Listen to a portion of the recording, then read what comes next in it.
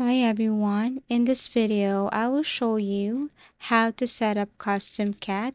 So basically, what you're going to do here is you have to go to any web browser, type CustomCat, and it should be like this. So what you're going to do next is you have to simply create an account here. So tap on create an account. To create an account, you need to add your first name, you need to add your last name, your email address, also your password right here. So once you're done, then you can now create an account, and then you need to open your email address and then enter at the code that you have sent to your email address. You can just copy, go back to CustomCat and then paste the code right here and then submit and wait for a couple of seconds.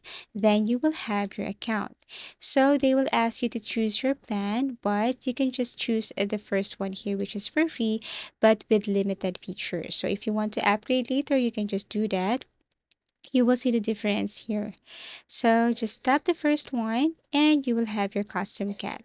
This is what it looks like. Now you can just connect your store. You can add products, design your product right here. If you want to see your account and edit your account, just click your profile and it will take you directly to your account right here. You can add more information about yourself.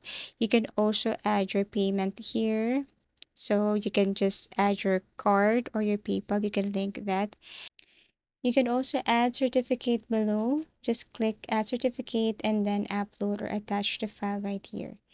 So basically that's it. If you go to the left side, you can see different features such as add product, online store, orders, dashboard, my product, and so on. So basically that's how easy it is to set up custom cat.